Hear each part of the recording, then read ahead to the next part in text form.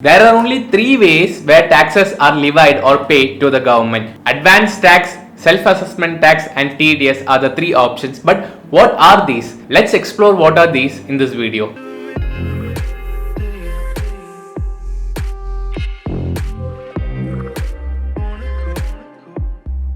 Before we go any further, it's better you know a few terms like tax exemption, tax deductions and taxable income so that you can understand what I'll be talking about in the coming part. To know more about these, you can watch the videos on the playlist all about tax in the I button here.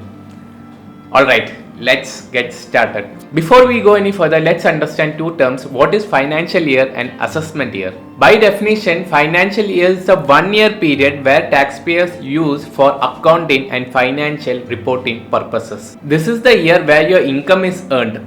According to Income Tax Act, this 1 year period is the 1st April of previous year to the 31st March of the next year. This is abbreviated as FY. For example, 1st April 2021 to 31st March 2022 is abbreviated as FY 2021-2022. The 1 year period which is starting immediately after the financial year is called the assessment year. This is called the assessment year because in this year the taxpayer has to calculate their income earned in the financial year and assess their income in this year. That's why it's called assessment year. For example, for the financial year FY 2021-2022, the assessment year will be AY 2022-2023. Alright, now you got a good understanding about AY and FY.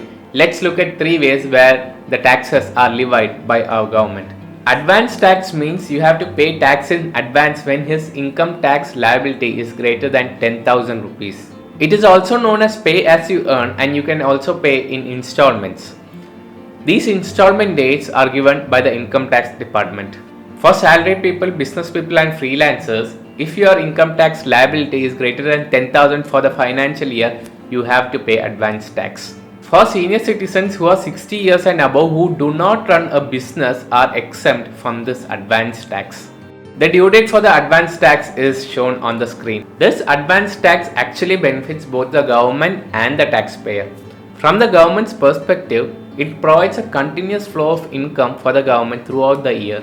From taxpayers' perspective, it reduces the burden to pay the taxes in a lump sum amount. So for any non-payment of advance tax, you are liable to come into the interest according to Income Tax Act. TDS or tax deduced at source is the tax reduced from the money paid at the time of making payments such as salary, interest, commission, rent, etc. Usually the person receiving the income has to pay income tax, but in this case the government makes sure through TDS that the tax is reduced in advance. Suppose you are getting a salary of 40,000 from Infosys and TDS is at 10%.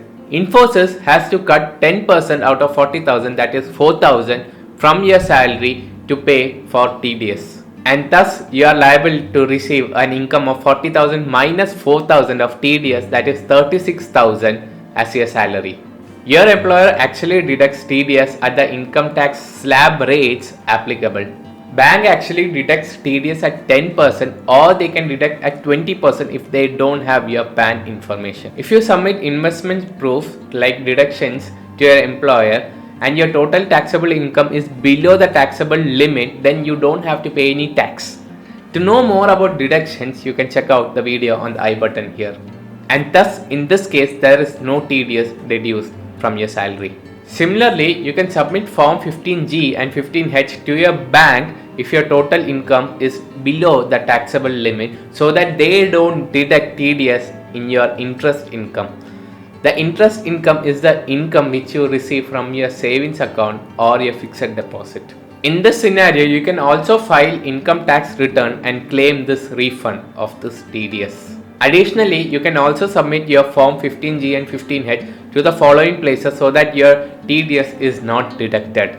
TDS on EPF withdrawal, TDS on income from corporate bonds, LIC premium receipts, TDS on post office deposits, TDS on rent, TDS on insurance commission. The tax deduced at source should be submitted to the government by the 7th of the subsequent month.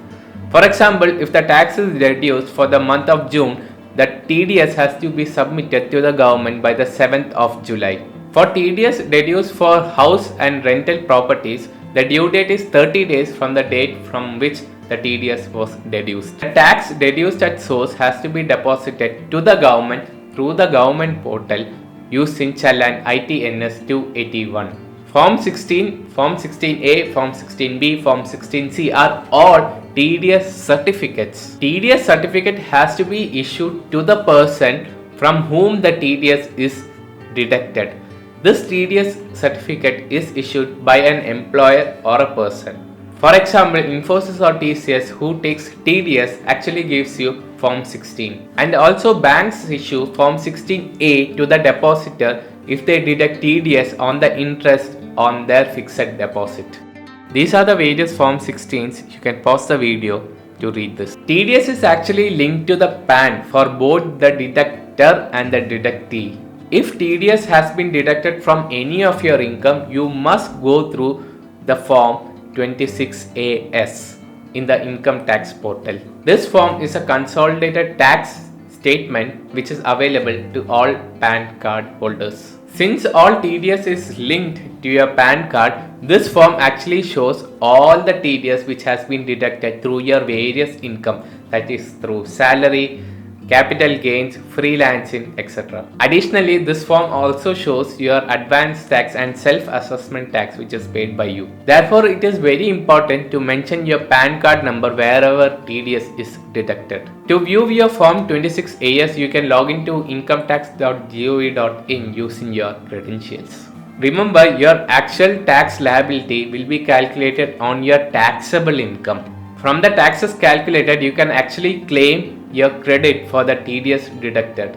It is the balance tax which a taxpayer has to pay on the assessed income. This self-assessment tax is calculated by reducing your TDS and advance tax from your total taxable liability. If the taxpayer misses out on some income while making the final payment, or if TDS might not have been deducted or TDS has been deducted at a lower rate, this is where he has to do his self-assessment tax. This is where your Form 26AS comes into handy. Think about Form 26 as a passbook where all your taxes paid in that year is shown in this passbook, so that from this passbook you can get to know for which all income you had paid tax and which all income tax is still to be paid. While there is no particular date for paying this tax, you can pay this tax through the Challan ITNS 280 either through online or via bank. Once you have paid this tax, in a few days it has to reflect in your Form 26AS. If not, you can actually file your income tax using the Challan number. Alright, if you have any questions or queries about what we have just learned today, let me know in the comments below. Hope you found this video useful. Give a like if you like this video and don't forget to subscribe and share it with your friends who would find this video useful. I'll catch you up in the next video.